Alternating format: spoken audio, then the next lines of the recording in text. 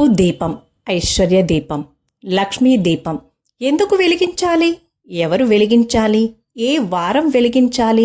ఉదయం వెలిగించాలా లేదా సాయంత్రమా అనే ప్రశ్నలన్నిటికీ సమాధానమే ఈ వీడియో.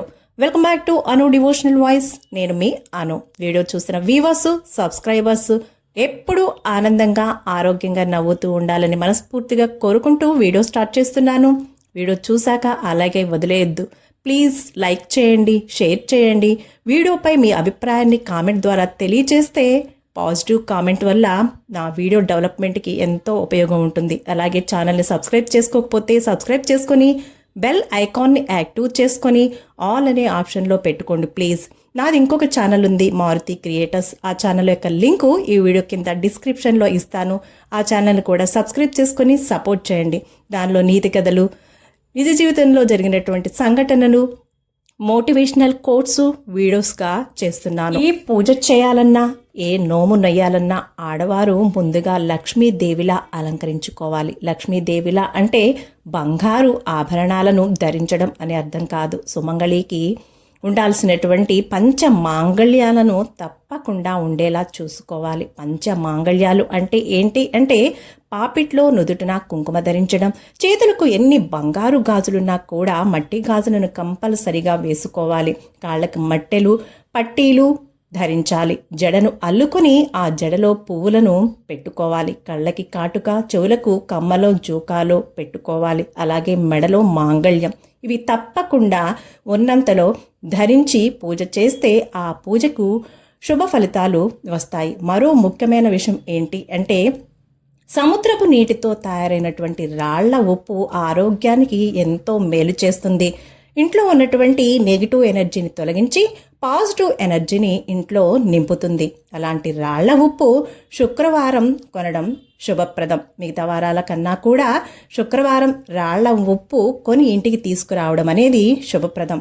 ఉప్పును కానీ నూనెను కానీ చేతికి అందించరాదు. అంటే ఉప్పు కానీ నూనె కానీ ఒకరి చేతిలో నుంచి మరొకరు తీసుకోకూడదు. ఉప్పు దీప విషయానికి వస్తే ఉప్పు దీపాన్ని శుక్రవారం సాయంత్రం వెలిగించడం శుభప్రదం. ఆర్థిక ఇబ్బందులు పడుతున్నవారు, అప్పులతో బాధపడుతున్నవారు, ఆదాయ మార్గాలు లేనివారు, ఆదాయం తక్కువగా వచ్చేవారు, ఇంట్లో చీకాకులు, ఇబ్బందులు ఉన్నవారు ఈ దీపాన్ని తప్పకుండా పెట్టుకోవచ్చు. అయితే ఈ దీపాన్ని ఎలా వెలిగించాలి? నియమాలేంటి అంటే ఆడవారు పైన చెప్పిన విధంగా తయారయ్యి ఒక పెద్ద మట్టి ప్రమిదను తీసుకొని దానిని శుభ్రంగా కడిగి ఆ మట్టి ప్రమిద లోపల బయట కూడా చక్కగా కలిసే విధంగా పసుపు పూసి కుంకుమ బొట్లు పెట్టి అలంకరించి పక్కన పెట్టుకోవాలి. తర్వాత ఒక ఇత్తడి లేదా రాగి లేదా వెండి ప్లేటును తీసుకుని దానికి కూడా పసుపు కుంకుమ బొట్లు పెట్టి అలంకరించుకోవాలి. ఇప్పుడు ఈ పెద్ద మట్టి ప్రమిదను ఆ ఇత్తడి లేదా రాగి లేదా వెండి ప్లేట్లో పెట్టుకొని కల్లు ఉప్పు, దొడ్డుప్పు అని, రాళ్ల ఉప్పు అని కూడా అంటాం కదా, ఆ కల్లుప్పును పెద్ద మట్టి ప్రమిదలో పక్కకి అటు ఇటు పడకుండా మట్టి ప్రమిదలో మాత్రమే పడే విధంగా చక్కగా శ్రద్ధగా మౌనంగా భక్తిగా చేయడం చాలా చాలా అవసరం. ఆ పెద్ద మట్టి ప్రమిదలో ఉన్నటువంటి రాళ్ల ఉప్పు పైన కొంచెం చిటికెడు పసుపు, చిటికెడు కుంకుమ, కొన్ని అక్షతలు ఉంచిన తర్వాత విడిగా 2 చిన్న మట్టి ప్రమిదలు తీసుకుని వాటిని కూడా శుభ్రపరిచి లోపల బయట పసుపు కుంకుమలు పెట్టి అలంకరించాలి. అలంకరించిన తర్వాత ఈ పెద్ద మట్టి ప్రమిదలో ఉన్నటువంటి ఉప్పు పైన ఈ చిన్న మట్టి ప్రమిదలు ఒకదానిపై ఒకటి పెట్టాలి. పెట్టిన తర్వాత నువ్వుల నూనె ఆ చిన్న మట్టి ప్రమిదల్లో పోసి 2 ఒత్తులను ఒకటిగా చేసి ఆ నువ్వుల నూనెలో వేసి అప్పుడు దీపాన్ని వెలిగించాలి. దీపాన్ని ఎలా వెలిగించాలి? అగ్గిపులతో అస్సలు వెలిగించకూడదు. అగరవత్తితో కానీ లేదా ఏకహారతితో కానీ ఆ దీపాన్ని వెలిగించాలి అన్నమాట. అగ్గిపులతో వెలిగిస్తే ఏమవుతుంది? కొంపలు మునిగిపోతాయా అని వితండవాదం దయచేసి చేయకండి. విన్నారు కదా, అర్థమైంది కదా.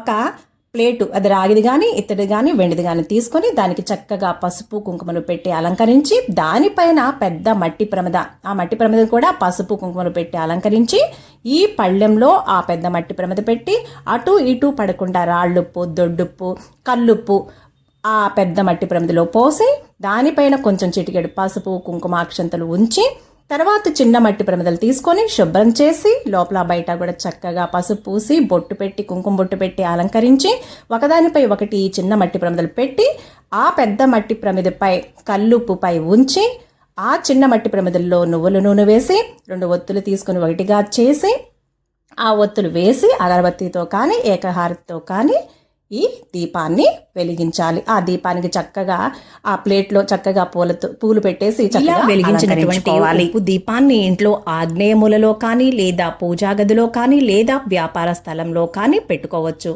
ఇది ఎన్ని రోజులు పెట్టాలి అంటే మన ఆర్థిక సమస్యలు, ఇంట్లో ఉన్నటువంటి ఇబ్బందులు బట్టి మనం రోజు అయినా పెట్టుకోవచ్చు లేదా శుక్రవారం అయినా పెట్టుకోవచ్చు. 21 రోజులు కానీ లేదా 40 రోజులు కానీ పెట్టుకోవాలి. ఆడవాళ్ళు పెట్టే పని అయితే 21 రోజులు పెట్టుకుంటే పీరియడ్ సమస్యలు ఆటంకాలు రాకుండా సరిపోతాయి. ఇలా రోజు ఉప్పు దీపం పెట్టాలి అనుకుంటే చిన్న ప్రమిదలను మాత్రం తీసి కడిగి మళ్ళీ ఆ నెక్స్ట్ డే వాడుకోవచ్చు. ఆ ఉప్పును మాత్రం వారానికి ఒకసారి మారిస్తే సరిపోతుంది. అలా తీసినటువంటి వారం తర్వాత తీసినటువంటి ఉప్పును ఏం చేయాలి అంటే ఒక చెట్టు మొదట్లో కానీ లేకపోతే పారే నీటిలో కానీ వేయాలి. అలా లేకపోతే శుభ్రంగా ఉన్నటువంటి షింకులో ఈ ఉప్పును వేసేసి నీళ్ళని ఆన్ చేసేస్తే అది షింకు లోపలికి వెళ్ళిపోతుంది.